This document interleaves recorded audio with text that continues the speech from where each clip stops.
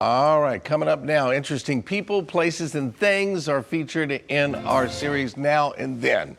Today, we're going to take a trip down memory lane to talk about Ward's TV that started out very small here in Richmond, Virginia, but later turned into a mega consumer electronics retail company with locations all around America. Take a look at this.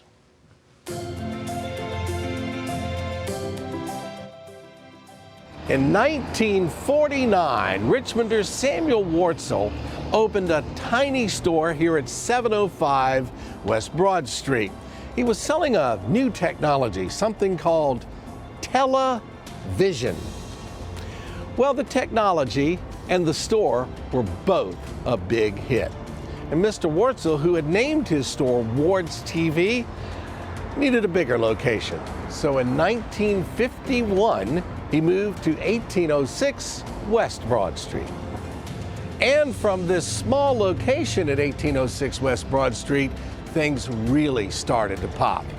Ward's TV moved to Hall Street in Old Manchester, then eventually to places like Willow Lawn and Southside Plaza.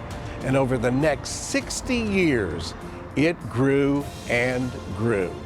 Places like Sight and Sound that sold TV and hi-fi.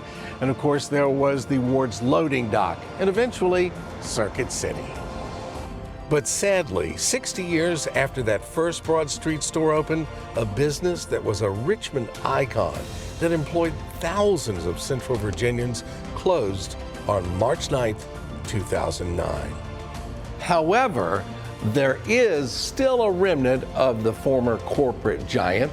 A 1993 spinoff changed how used cars were sold. Yep, CarMax started right here in Richmond, Virginia. Man, really cool to know. That's a great story, Bill. Yeah, and I knew that story personally because my favorite uncle worked in the very early Ward's TV places and retired from Circuit City. The actual name Ward's TV, the guy that owned it and started it, his name was Sam Wurtzel. So how did he get Ward's TV? He took the first initial of his family's names.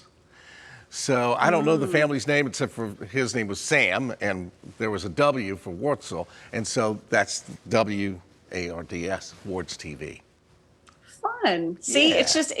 What's really neat is that a mega company like that, you know, it's rooted in that family history. Yep. So even right down to the way it's named. Yeah. I just think it's so cool looking at the pictures, right, of how, I mean, can you imagine like how cool it was to have that switch flipped and the glow come on a television? So I went with my uncle, like I said, he worked at and I was a very small child. Went with him. When you bought a TV from Ward's TV, the salesman would follow the delivery truck and go and show you how to operate that new TV in your home. And so we'd go to people's homes and it'd turn that, and like you said, it would come on, and there would be the South's first television station, and everybody was all excited in black and white.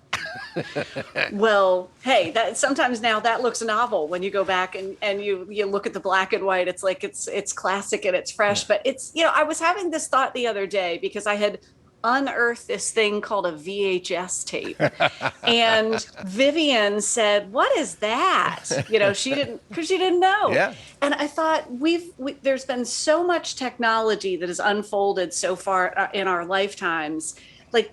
But the cool thing is that keeps happening. So I had this like moment, this philosophical moment of what's next? Yeah. You know, Yeah. What is in that next? box? What's going on in there? Yes, Memories yeah. are in that box if you could unlock it, which you can't anymore because nobody has the player. But you know what we do have coming up in less than 3 minutes? We're going to set up this week's Where Did That Come From? We'll be right back.